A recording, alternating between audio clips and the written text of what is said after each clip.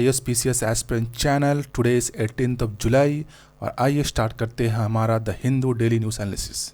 ये जो news analysis है ये आपका UPSC, state public service commission और जितने भी रेलेवेंट एग्जाम होंगे उसके लिए बहुत ज़्यादा हेल्पफुल होगा। इस एनालिसिस में हम वही न्यूज़ का एनालिसिस करेंगे जो कि हमारे एग्जाम पॉइंट ऑफ व्यू से रेलेवेंट होगा। तो आइए स्टार्ट करते हैं हमारा द हिंदू का डेली न्यूज़ एनालिसिस। ठीक है, बिफोर स्टार्टिंग द हिंदू एक क्वेश्चन को अटेम्प्ट करते हैं। ठीक है, तो इस क्वेश्चन का ये क्वेश्चन है आपका with reference to eco sensitive zones. ये क्वेश्चन आपका यूपीएससी में आ चुका है। ठीक है, ये क्वेश्चन आपका यूपीएससी में आ चुका है, प्रीवियस ईयर क्वेश्चन है आपका। With reference to eco sensitive zones which of the following statement is are correct.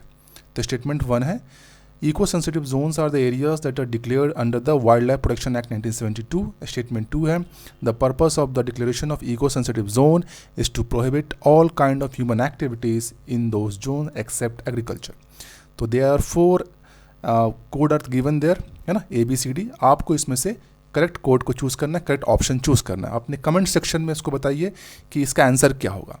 हम इस इको सेंसिटिव जोन का हम इस एनालिसिस में इसको देखेंगे भी, इसको पूरा का पूरा एनालिसिस भी करेंगे। इसका एक टॉपिक भी है हमारे आज के न्यूज़ में इको सेंसिटिव जोन्स पे।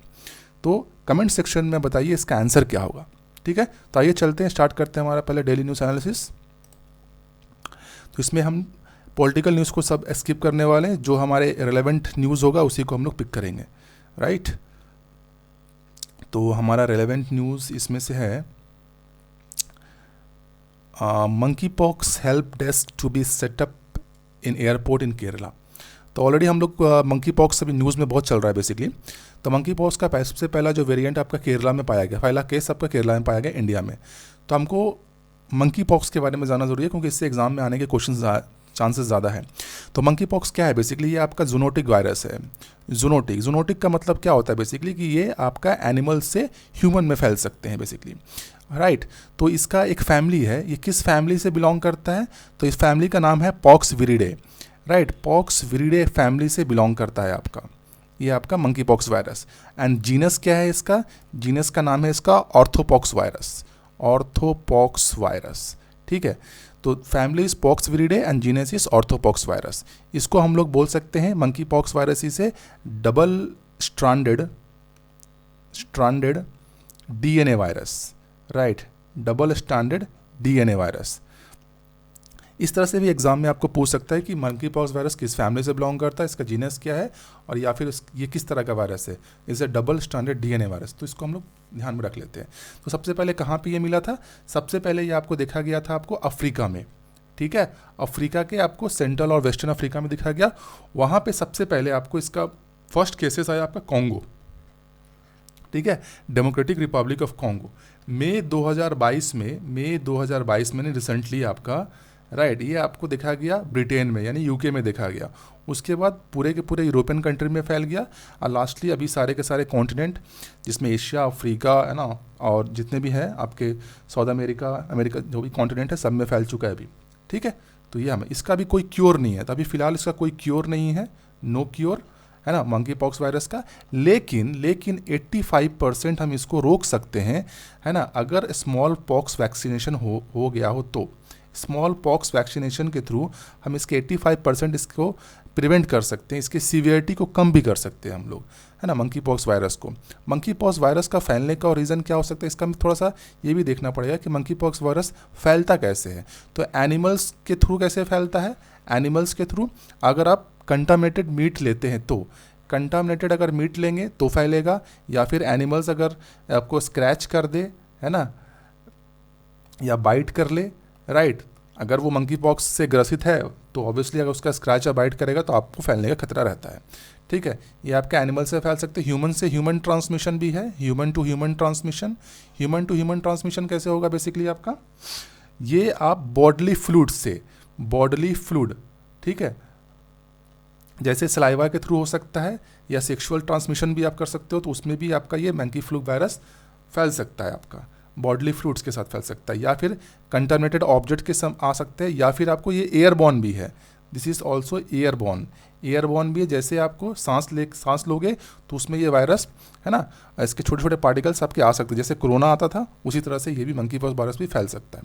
ठीक है, तो इसके कैसे सिम्टम्स कैसा होता है, सिम्टम्स अगर हम जान लेते हैं, सिम्टम्स में आपको क्या होगा, बेसिकली हेडेक होगा, है ना, हेडेक हो सकता है आपको, हेडेक बहुत जोर का हेडेक होगा, बॉडी पेन होगा आपको, राइट, बॉडी पेन होगा आपको, है ना। उसके बाद क्या होगा, आपको रैशेस होंगे, आपके बॉडीज़ में बहुत सारे रैशेस हो जाएंगे, है ना। इट्स समथिंग लाइक आपको इन्फ्लुएंजा टाइप का होगा। इसके बाद देन आफ्टर आपको चिकन पॉक्स या स्मॉल पॉक्स हो सकता है ना, चिकन पॉक्स और स्मॉल पॉक्स इस तरह से हो जाएगा आपके बॉडी के अंदर, चेहरे पे फैल सकते हैं आपके। ठीक है, तो ये आपका सिम्टम्स है। और आपके जो गलगंड होते हैं, जो गले के नीचे जो टॉन्सिल्स होते हैं, वो भी आपके फूल जाते हैं।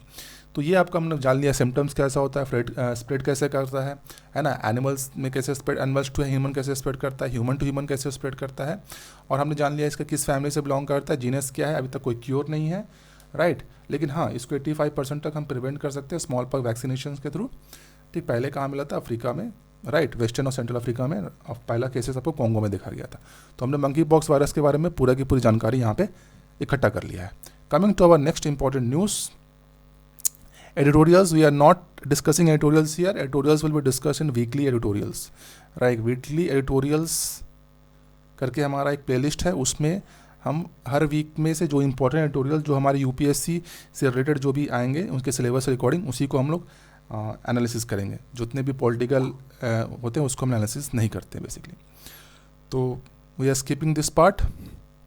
Now coming to our next important news, why is Kerala protesting Supreme Court ESZ notification? ठीक है, तो केरला इतना क्यों प्रोटेस्ट कर रहा है, सुप्रीम कोर्ट ने जो ESZ नोटिफिकेशन दिया है, कहना है इसमें बेसिकली ये इंपॉर्टेंट है हमारा। सुप्रीम कोर्ट ये केरला क्यों इतना प्रोटेस्ट कर रहा है, बेसिकली सुप्रीम कोर्ट ने क्या बोला पहले ये जान लेते हैं। सुप्रीम कोर्ट ने बोला कि जितने भी इकोलॉजिकली सेंसिटिव जोन्स होते हैं, इकोलॉजिकली सेंसिटिव जोन्स, राइट, जितने भी हैं, ठीक है, जितने भी प्रोटेक्टेड एरिया हैं उसके आसपास हमको इकोलॉजिकली सेंसिटिव जोन्स क्रिएट करना है, बनाना है ना, जो भी है। ठीक है, तो उस पर केरला गवर्नमेंट बोल रहा है कि केरला कि नहीं, हम ऐसा नहीं कर सकते, क्योंकि ऑलरेडी उनके वहाँ पे क्या है बेसिकली, केरला 30% केरला क्या है, फॉरेस्टेड लैंड है। केरला में फॉरेस्ट बहुत है, यानी 30% उसका फॉरेस्ट लैंड है, और 48% तो वो वेस्टर्न घाट में आता है। 48% उसका वेस्टर्न घाट हो गया और 30% उसका हो गया फॉरेस्टेड लैंड हो गया। तो उसके पास बहुत ही कम परसेंट बचता है, कम परसेंट मतलब लैंड बचता है जिस पे ह्यूमन हैबिटेशन है। तो केरला गवर्नमेंट ने एक असेंबली में उन्होंने एक रेजोल्यूशन पास किया है, ठीक है, और स्टेट आपके सेंटर से वो अर्ज कर रहे हैं बेसिकली कि जो सुप्रीम कोर्ट का जो ESZ नोटिफिकेशन है उसको, है ना, उसको हटाया जाए, राइट, उसको देखा जाए ठीक से, है ना। उनका ये कहना है कि जो इकोलॉजिकली सेंसिटिव जोन है उसका जो दायरा है उसको कम किया जाए। ठीक है, हर एक प्रोटेक्टेड एरियाज़ के पास, सपोज ये प्रोटेक्टेड एरियाज़ है, राइट, सपोज मान लेते हैं प्रोटेक्टेड एरियाज़, और वो बोल रहा है कि सुप्रीम कोर्ट बोल रहा है कि आपको, है ना, 10 किलोमीटर इस तरह के मिनिमम 1 किलोमीटर का आपको, है ना, ESZ नोटिफिकेशन करना पड़ेगा, ESZ करना पड़ेगा, इकोलॉजिकली सेंसिटिव जोन क्रिएट करना पड़ेगा, मान लेते हैं हम इसको, राइट, ऐसा सुप्रीम कोर्ट कहना है, ऐसा नोटिफिकेशन है। तो इसी पे केरला गवर्नमेंट बोल रहा है कि हमारे पास लैंड तो ऐसी कम है, हाँ, ठीक है, और अगर हम इस तरह के अगर करने लग जाएंगे हर एक प्रोटेक्टेड एरियाज़ के चारों तरफ, ठीक है, तो जो पॉपुलेशन है, पॉपुलेशन का ऑलरेडी लैंड के ऊपर बहुत ज़्यादा प्रेशर है, ठीक है, तो इससे और ज़्यादा स्टेट में प्रॉब्लम क्रिएट हो जाएगा। तो वही केरला गवर्नमेंट, है ना, सेंटर से ये मांग कर रही है कि एक कोई कानून लाया जाए इस तरह से, और इनका जो प्रोटेक्टेड एरिया के चारों तरफ जो आपका इकोलॉजिकल सेंसिटिव जोन है उसको मिनिमाइज़ करके ज़ीरो कर दिया जाए, ऐसा केरला गवर्नमेंट चाह रही है। ठीक है, तो हमको बेसिकली ये तो हमारा ये तो करंट का न्यूज़ है बेसिकली, लेकिन हमको जानना है बेसिकली इकोलॉजिकली सेंसिटिव जोन होता क्या है। तो आइए चलते इकोलॉजिकली सेंसिटिव जोन पहले क्रिएट अपना जान लेते हैं। ठीक है, जो एक्चुअली हमारा क्वेश्चन भी है, जिसको आपको आपके कमेंट सेक्शन में आपको देना भी है इसका आंसर। तो हम लोग ये जान लेते हैं कि इको सेंसिटिव जोन होता है क्या एक्चुअली। तो इको सेंसिटिव जोन बेसिकली क्या होता है आपका, ये आपका होता है एक फ्रेजाइल एरिया। ठीक है, ये आपको फ्रेजाइल एरिया होता है 10 kilometre around the protected areas. तो जो भी प्रोटेक्टेड एरियाज है, नेशनल पार्क हो गया, आपका वाइल्ड लाइफ सेंचुरी हो गया, उसके चारों तरफ क्या होता है 10 किलोमीटर का मिनिमम आपका, मैक्सिमम आपका प्रोटेक्टेड एरियाज होते हैं आपको। सपोज मान लेते हैं कि ये कोई एक प्रोटेक्टेड एरिया है, इसके चारों तरफ क्या है आपका, इस तरह का आपको इकोलॉजिकली सेंसिटिव जोन है, this are ecologically sensitive zones, right. तो ये किसने नोटिफाई किया था? तो ministry of environment, forest and climate change, ठीक है। तो ministry of environment, forest and climate change ने इसको नोटिफाई किया। किसके तहत नोटिफाई किया? पावर कैसे मिलता है गवर्नमेंट को नोटिफाई करने का? तो ये आया आपको एनवायरनमेंट प्रोटेक्शन एक्ट 1986 के तहत। तो एनवायरनमेंट प्रोटेक्शन एक्ट 1986 के तहत गवर्नमेंट के पास ये पावर थे इसको नोटिफाई करने के लिए। तो ministry of environment, forest and climate change ने इसको नोटिफाई किया अंडर एनवायरनमेंट प्रोटेक्शन एक्ट 1986। इसको याद रखिए, ये इंपॉर्टेंट है, ठीक है। तो ज़रूरी नहीं है कि सिर्फ 10 किलोमीटर तक ही होगा, इससे ज़्यादा भी हो सकता है 10 किलोमीटर के। अगर ऐसा ज़रूरत पड़ा कि अगर कॉरिडोर, अगर कोई सेंसिटिव एरियाज़ है, अगर मान लो यहाँ भी है आपका एक, ठीक है, आपका प्रोटेक्टेड एरियाज़, ये भी एक प्रोटेक्टेड एरियाज़ है, ये भी एक प्रोटेक्टेड एरियाज़ है, तो ऑब्वियसली हम क्या कर सकते हैं, इसका जो इकोलॉजिकल सेंसिटिव जोन को हम बढ़ा सकते हैं, राइट। इसको हम क्रिएट कर सकते हैं, बड़ा सा कर सकते हैं आपको, ठीक है। तो ज़रूरी नहीं है कि 10 किलोमीटर तक ही रहेगा, ये बड़ा भी हो सकता है ना। Depend upon the sensitive corridors, depend upon the connectivity, ecological important patches, right. तो बेसिक एम क्या है, मेन उद्देश्य इसका क्या है इको सेंसिटिव जोन का? इसका उद्देश्य यही है कि कुछ एक्टिविटी, सर्टन एक्टिविटीज़ होते हैं, राइट, जो कि नेशनल पार्क हो गए या वाइल्ड लाइफ सेंचुरीज़ के आसपास, उसको रेगुलेट करना है, ठीक है। उस मेन उद्देश्य ये है कि जो नेशनल पार्क हो गए या फिर आपके वाइल्ड लाइफ सेंचुरी, उसके आसपास के एरिया के में सर्टन एक्टिविटीज़ या ह्यूमन एक्टिविटीज़ को हमको क्या करना है, रेगुलेट करना है। जिसके कारण क्या हो सकते हैं, ये जो इकोलॉजिकली सेंसिटिव जोन हो गए और इसके अंदर जो हैबिटेट है, इन पे कम से कम ह्यूमन इम्पैक्ट पड़े, ठीक है, to minimise the negative impact of such activities, है ना। क्योंकि ये सारे इकोसिस्टम बहुत ही फ्रेजाइल होते हैं, यहाँ पे ज़्यादा अगर ह्यूमन हैबिटेशन होने लगता है तो ये सब हैबिटेशन क्या होता है, ये सब हैबिटेट आपका डिग्रेड होना चालू हो जाता है और मैन एनिमल कॉन्फ्लिक्ट भी बहुत होता है, ठीक है।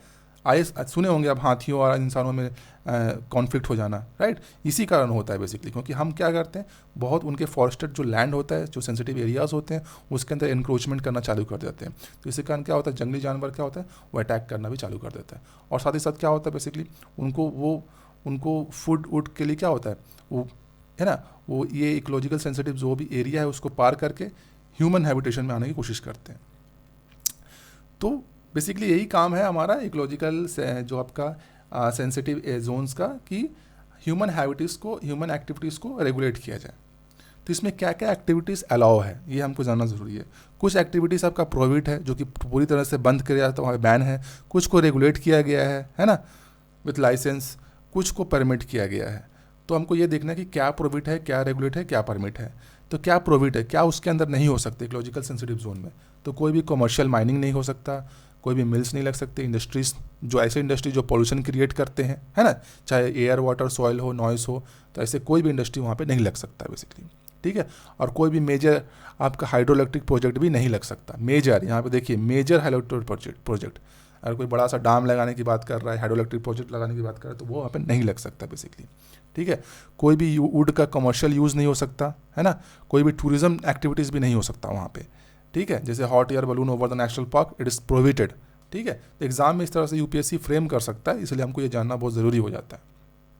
और साथ ही साथ कोई भी ऐसे जो सॉलिड वेस्ट है उसका आप डिस्चार्ज नहीं कर सकते वहाँ पे, ठीक है ना। कोई भी सॉलिड वेस्ट हो गया या कोई भी हैजार्डियस सब्सटेंस हो गया, उसका डिस्चार्ज प्रोहिबिट है, वहाँ पे नहीं किया जा सकता।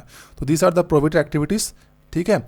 अब कुछ एक्टिविटीज़ है जो कि रेगुलेटेड है, जो कि गवर्नमेंट के थ्रू रेगुलेटेड, जैसे पेड़ों का गिराना, ठीक है, depend upon certain conditions, depend upon certain condition आप पेड़ गिरा सकते हैं, ठीक है। होटल का बनाना या रिजॉर्ट बनाते हैं वहाँ पे, होटल रिजॉर्ट, उसके लिए आपको परमिशन लेना पड़ेगा, रेगुलेट किया जाता है, ठीक है। Commercial use of natural water, ठीक है, इरेक्शन ऑफ इलेक्ट्रिकल केबल्स, ठीक है, एग्रीकल्चर सिस्टम, है ना। तो ये सब चीज़ें आपको जो रेगुलेट किया गया, कुछ है आपको जो परमिट किया गया। क्या क्या परमिट किया गया आपको? एग्रीकल्चर या horticulture practices, rain water harvesting, organic farming, renewable energy का यूज़ करना, ग्रीन टेक्नोलॉजी का अडॉप्ट करना, तो ये सब आपका परमिटेड है। यानी हार्वेस्टिंग हो गया, ग्रीन टेक्नोलॉजी हो गया, agriculture, horticulture practices, renewable energy, ये सारे परमिटेड है। कुछ आपका रेगुलेटेड है और कुछ आपका प्रोहिबिटेड है। अब ये तो एक्टिविटीज़ जो हमने देख लिया कि इकोलॉजिकली सेंसिटिव जोन्स में ये एक्टिविटीज़ अलाउ है। अब इसका सिग्निफिकेंस क्या होगा, महत्व क्या है हमारा इकोलॉजिकल सेंसिटिव जोन का? ये क्या करता है आपको, जो अर्बनाइजेशन होता है, ठीक है, या फिर बाकी की जो डेवलपमेंट एक्टिविटीज़ हैं, उसका कम से कम इम्पैक्ट पड़ना चाहिए हमारे प्रोटेक्टेड एरियाज़ पे, है ना। जो भी प्रोटेक्टेड एरियाज़ है उसमें कम से कम इम्पैक्ट करने के लिए, ठीक है, एक जोन क्रिएट किया गया है। सपोज ये प्रोटेक्टेड एरियाज़ है ना। अब इसमें कम से कम इम्पैक्ट करने के लिए क्या होगा, इसके चारों तरफ एक जोन बना दिया गया है, ठीक है। इसी को बोल दिए इकोलॉजिकली सेंसिटिव जोन, है ना। तो ये क्या करेगा बेसिकली, जो भी ह्यूमन हैबिटेशन है, सपोज यहाँ ह्यूमन्स है, राइट, यहाँ पे सब ह्यूमन्स है आपके, तो इसका इम्पैक्ट कम पड़ेगा अभी डायरेक्ट इस पे, है ना, क्योंकि बीच में क्या है, एक बफर जोन की तरह बन चुका है। तो ये आपका हो गया minimise the impact of urbanisation and other development activities. This is the first significance. Second significance क्या है, ये आपको एक शॉक अब्जॉर्बर की तरह काम करेगा, है ना। ये आपका एक शॉक अब्जॉर्बर की तरह काम करेगा फॉर द प्रोटेक्टेड एरिया, ठीक है। ऑब्वियसली शॉक अब्जॉर्बर भी होगा, क्योंकि यहाँ पे क्या, यहाँ पे जो भी एक्टिविटीज़ होगा तो उसमें मोस्टली एक्टिविटीज़ आपका क्या है, जो भी आपका हजार्डियस है या हेवी प्रोजेक्ट्स है, ठीक है, वो सब आपके बैन है। इसमें कुछ सिर्फ एग्रीकल्चर एक्टिविटीज़ को ही आपको क्या किया गया, परमिट किया गया है, और कुछ एक्टिविटीज़ लाइक होटल है उसको रेगुलेट किया गया है, ठीक है। तो इसलिए क्या करेगा, ये एक तरह से एक शॉक एब्जॉर्बर की तरह है आपका, है ना। नेक्स्ट है आपका क्या, it also act as a transition zone. ये आपका ऑब्वियसली ट्रांजिशन जोन है। ये आपका क्या हो गया, आपका हाई प्रोटेक्शन एरिया हो गया, और ये क्या इधर आपका लो प्रोटेक्शन एरिया है, मतलब यहाँ पे तो प्रोटेक्शन बहुत कम होगा as compare to this one. तो ये आपका क्या है, ट्रांजिशन जोन की तरह है। यहाँ पे भी आपका प्रोटेक्शन है आपका कम है, तो एक ट्रांजिशन जोन की तरह होता है। It also help in situ conservation. In situ conservation में भी आपको ये मदद करता है ecological sensitive zone. For example के लिए हम देखते हैं, जैसे आपका आसाम का वन हॉर्न राइनो है ना, वो आपका बेसिकली इकोलॉजिकल सेंसिटिव जोन्स में पड़ता है एक्चुअली, वो पूरा का पूरा, है ना। तो ऐसे एग्जाम में इस तरह से पूछ भी सकता है, क्या इकोलॉजिकली सेंसिटिव जोन आपका हेल्प कर सकता है इन सिटू कंजर्वेशन में। तो yes, it will help in situ conservation which deal with the conservation of endanger species. तो ऐसे स्पीसीज जो कि इंडेंजर हैं उसको आपका नेचुरल हैबिटेट में लाने के लिए, तो है ना, ऐसे को सेव करने के लिए आपको इन सिटू कंजर्वेशन में मदद करता है आपका इकोलॉजिकली सेंसिटिव जोन। तो हमने यहाँ पे ये आपका पूरा इकोलॉजिकल सेंसिटिव जोन कवर कर लिया है, राइट। और साथ ही साथ ये मिनिमाइज़ करेगा आपका फॉरेस्ट डिप्लीशन और मैन एनिमल कॉन्फ्लिक्ट। हमने पहले ही कवर कर चुका है इसको, कि जो फॉरेस्ट डिप्लीशन उसको कम करेगा और मैन एनिमल कॉन्फ्लिक्ट को भी कम करेगा बेसिकली, है ना। तो हमारा ये कंप्लीट हो चुका है इकोलॉजिकली सेंसिटिव जोन, ठीक है। हमने ये भी न्यूज़ भी देख लिया है कि करंट में क्या चल रहा है केरला का। ये हमारा complete. Coming to important next important news, navy decommission Sindhu Dhwaj. तो नेवी ने डीकमीशन किया सिंधु ध्वज को, ठीक है। तो ये बेसिकली सिंधु ध्वज आपका है सबमरीन है आपका, ठीक है। ये आपका किलो क्लास सबमरीन है, नेवी का किलो क्लास सबमरीन। रिसेंटली इसको आपको डीकमीशन किया गया 35 साल के बाद, ठीक है। तो ये बेसिकली 1987 में कमीशन किया गया था, 1987। तो इंडिया और रशिया से ये लिया गया था बेसिकली सिंधु ध्वज, ठीक है। तो इंडिया और रशिया के बीच में ये टाई अप हुआ था सबमरीन का, ठीक है, 1986 और 2000 के बीच में। तो 1987 में, जून 1987 में सिंधु ध्वज नेवी में आपको कमीशन हुआ, और आज मतलब है ना 35 साल के बाद इसको डीकमीशन कर दिया गया है। इसमें एक इम्पॉर्टेंट चीज़ है कि एकमात्र ऐसा सबमरीन है जिसको chief of naval staff rolling trophy के द्वारा इसको सम्मानित किया गया है, chief of naval staff rolling trophy. तो हो सकता है एग्जाम इस तरह से भी पूछ दे, है ना, कि एकमात्र ऐसा सबमरीन है आपका सिंधु ध्वज जिसको chief of naval staff rolling trophy के साथ इसको दिया गया है। किसने दिया था?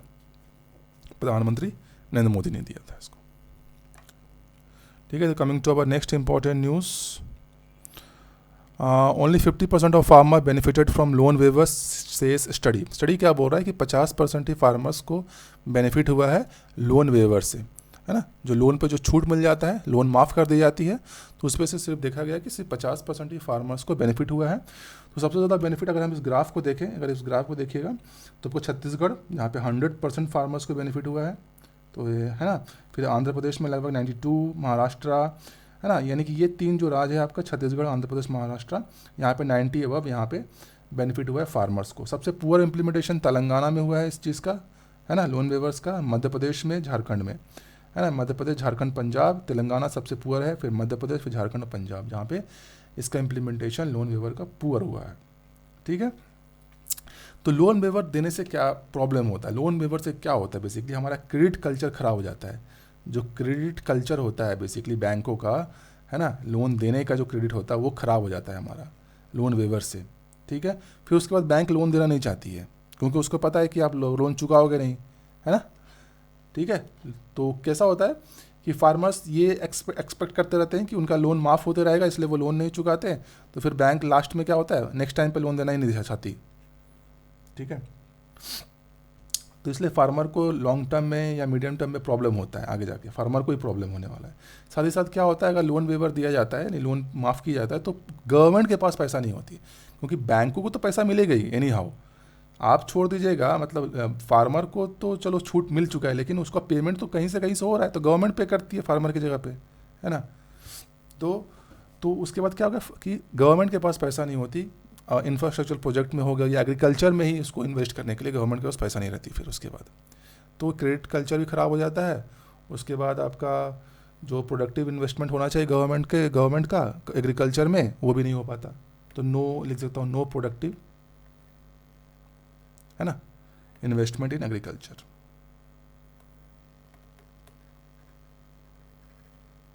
ठीक है।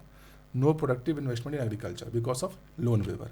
क्रेडिट कल्चर भी खराब हो गया, अब प्रोडक्टिव इन्वेस्टमेंट भी नहीं हुआ एग्रीकल्चर में, तो ये आपका लोन वेवर का प्रॉब्लम है, ठीक है। नेक्स्ट है important, packet curd paneer atta to attract 5% GST from today, ठीक है। GST में इसको डाल दिया गया है, हमारा वो मतलब नहीं, हमारा मेन मुद्दा है GST का, क्योंकि GST पे क्वेश्चन आते हैं।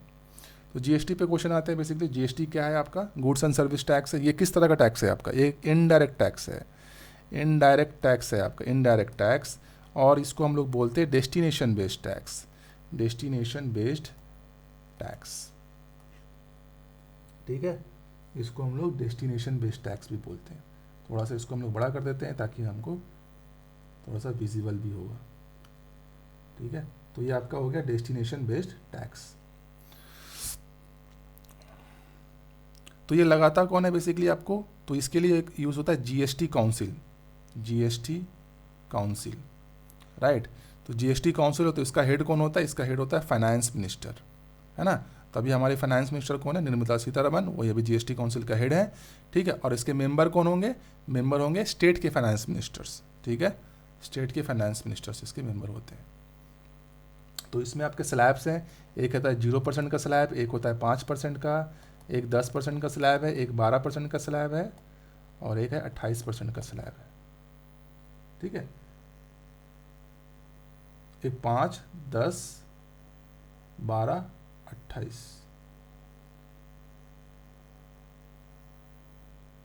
ठीक है। एक 5 है, एक 12 है, एक 18 है। इस तरह के स्लैब्स होते हैं आपके GST में, ठीक है। तो GST council finance minister, indirect tax है, डेस्टिनेशन बेस्ड टैक्स है। यहाँ तक कंप्लीट हो गया हमारा। और इसमें क्या जानना ज़रूरी है कि GST का रेवेन्यू कैसे होता है। हाँ, रेवेन्यू स्ट्रक्चर भी इंपॉर्टेंट है, ये भी पूछ सकता है आपके एग्जाम में। तो हम यहाँ पे लिख लेते हैं रेवेन्यू स्ट्रक्चर, रेवेन्यू स्ट्रक्चर।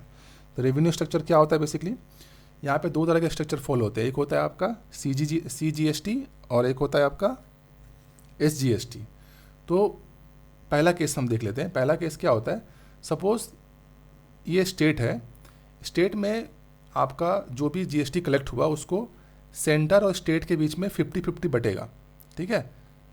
ये C for centre, S for state. तो जो भी रेवेन्यू आ रहा, R फॉर रेवेन्यू, रेवेन्यू जो आया जो सेंटर और स्टेट में 50-50% बचेगा, 50-50%, है ना। 50-50% आपका सेंटर और रेवेन्यू, सेंटर और स्टेट में होगा, जो भी रेवेन्यू आपका स्टेट से कलेक्ट होता है। ये पहला। जब सेंटर को जो मिला उसको हम लोग बोल दिए CGST, और स्टेट को जो मिला उसको बोल दिए SGST, ठीक है। दूसरा क्या कंडीशन होता है कि सपोज एक स्टेट दूसरे स्टेट को कोई सामान बेचा, ठीक है। एक स्टेट से कोई दूसरे सामान को बेचा, दूसरा स्टेट मतलब उसे एक स्टेट से सामान खरीदा, तो जब वो पेमेंट करेगा, जो फाइनेंशियल ट्रांजैक्शन करेगा, राइट, तो उसका फाइनेंशियल ट्रांजैक्शन जो होगा वो सेंटर के बीच में 50-50% का होगा फिर से, ठीक है।